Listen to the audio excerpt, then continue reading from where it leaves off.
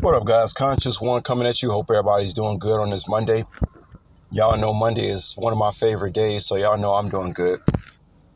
Um, let's just get to the point, y'all. So, guys, I want to introduce you guys to Ralo. Ralo is an individual who I came to live with for almost 2.5 years in Brooklyn, New York, when I came back from living in Cambodia for 6 months. Now, when I came back from Cambodia, I actually arrived in New York. I believe it was March 4th. Okay. I had to get back on a plane and get back to New York quickly, guys, because if y'all remember, the pandemic started on the 11th, March 11th, 311. Okay. 1 second, y'all. So I lived in Cambodia for 6 months, and that was one of the most fantastic times of my life, living in Cambodia, guys.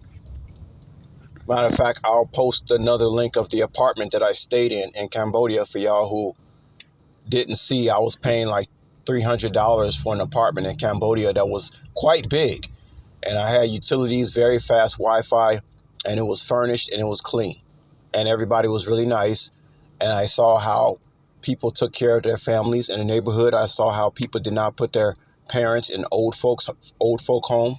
I got to see like almost everything was opposite of what Americans do. People don't walk their dogs in Cambodia. People don't put their family, their mothers and fathers in senior citizen homes. They all work together. So then, guys, remember at that time, I didn't know anything about what was going on with my immediate family.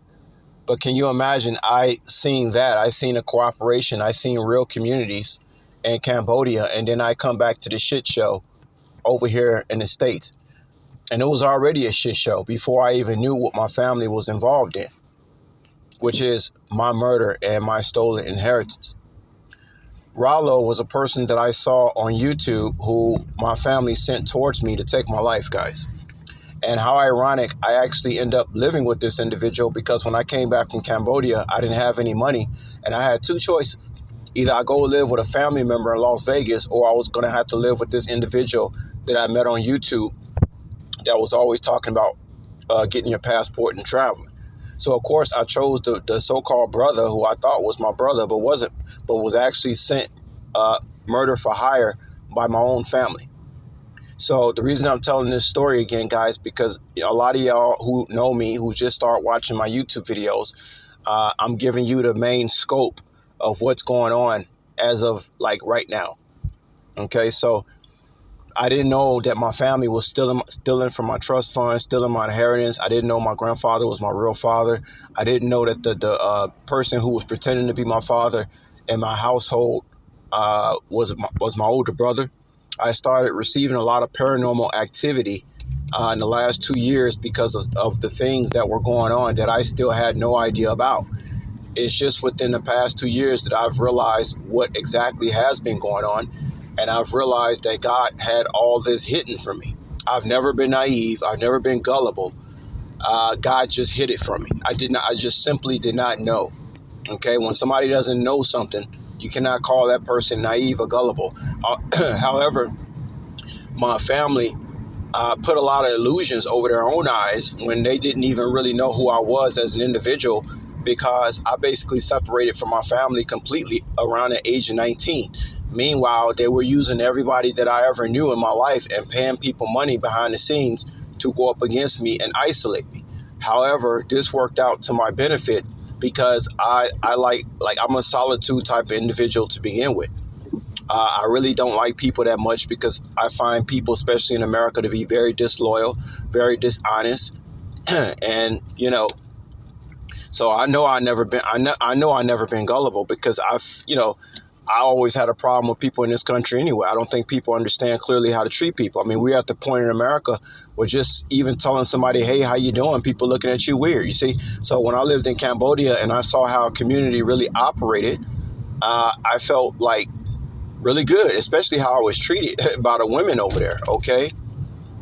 I mean, women were literally waving at me every time I walked out my door. And some of y'all know I like Asian women, okay? So Ralo was an interesting character because the dude was like, I knew it was something shady about him, but I didn't know what. But once again, guys, I didn't have any choice, and it's a good thing that I chose to go stay with him in Brooklyn, because I think things would have ended up a lot worse if I had went with a family member in Las Vegas. Now, there are many plot twists to this story, guys, and intricate details, but there are some things that I just cannot discuss on YouTube. Okay, I can't tell y'all everything. I'm just giving y'all a brief summary of what has happened. So Ralo, this individual who I did not know was bisexual in any kind of way, I thought this dude was just, a person on YouTube that I got the opportunity to stay with. I did not know my family's hired this hitman to come in and take my life. Now, when I first showed up in Brooklyn, guys, I was living in a project. Now, keep in mind, guys, here I am, age 40, on a bike in New York City, and living in a project with my hitman. Can y'all imagine? A 3-bedroom. I used to pay him cash to stay there. It was a done deal. My whole thing was, as soon as the pandemic was over, I was going to get the hell up on out of there, because, see, guys, even though I have not lived like rich or anything like that, I've always had certain standards about taking care of myself. And living with this individual in the projects was not my standard of living. Long story. So keep in mind, guys, here I was basically in the mouth of lions. But these people wasn't really lions, guys. These people are cowards, okay? They were all cowards.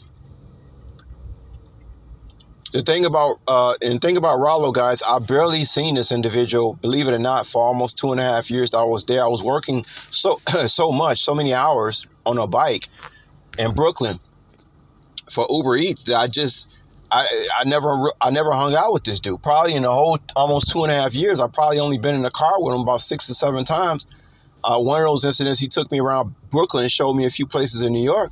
Other than that, I never hung out with this guy. Meanwhile, I'll never forget when I arrived in the apartment, he kept a butcher's knife on the kitchen table, and he always had this smirk on his face. And then I used to always ask him, why you got a smirk on your face? A very, very strange individual. So I didn't really desire to hang out with this individual anyway, guys. I found it strange that I never see anybody visit his place, or friends or family. Nobody ever came around. So my whole thing was just to mind my business, work hard, and get the hell out of here. I did not know what was going on. I did not know that this man was hired to be my hitman, and that my family has sent this person in. Guys, can you imagine all the laughing and snickering that was going on as I was just there trying to do my job and get up and out of there? Meanwhile, my family is looking behind the scenes.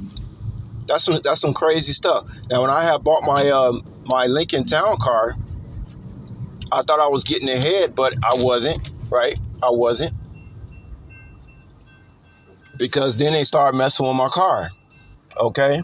So I'm not going to get into that, y'all, but one thing I do want to say to Ralo while I'm on here, and Chanel, you guys, your reign of terror is over, okay? All the laughing is over, and all your shit, everything you guys was doing is done. You might as well turn yourself in. And Ralo, I could have told you my family was pieces of shit. And the thing is, Ralo, you see me work so hard, and I was so steadfast and loyal about who I was as an individual. It just kind of surprises me just a little bit that it didn't click in your head that maybe you should have joined on my team. As a matter of fact, you remember we even had little scuffles where I told you I'm the one you should be protecting. And I told you that before I even knew who you really was. I was telling you shit before I even knew who you really was. Think about that. And my family didn't pay you all the money, and they never intended, even if you had did the job, they never would have gave you that money. They're scum. You got played, bro. Like what? And even if I found out you was bisexual, I still would have been there to work, pay you your money, and get the hell out of it. And then guess what? You would have got extra money, because I would have gave you money, made sure your whole life was taken care of just for telling me the truth. You knew they was scum. You trusted the enemy when God put me right there in your face for 2 years to show you that I was the one that you were supposed to be on my team. Not scum, not people who didn't even pay you the money. How did you get finessed by these bums that didn't even give you your money? And they're not going to give you any money. So you need to quit calling it people and stalking. Ralo, they're not going to give you shit. They never was. The only person who would have gave you something is me. Think about that. You fucked. And Chanel, you're just a disgrace. I'm not even gonna like. I don't even have anything to say about you because I respect. I hope everything's going good with my nieces and nephews. I don't really have any much things to say with you, but other than the bloodline is kicking you out. You kicked out of the bloodline. I don't not too sure who God has decided to spare at this time. But all I know is that these two individuals could have been on my team and they would have made out so much better. So much better. But they decided to go with my mother's side of the family, who they all scum. All of them. They all scum. They bitch made and they fucking cowardly. I could have told y'all, I'm one who grew up with these motherfuckers. I could have told you that. But no. Well, everybody has a choice, y'all. So that was a brief summary, guys, of what I'm basically was up against. And I just thank Almighty God, Allah, that He has settled this thing and gave me clarity on the situation. All right. So y'all have a good Monday, and I'll let y'all later. Peace.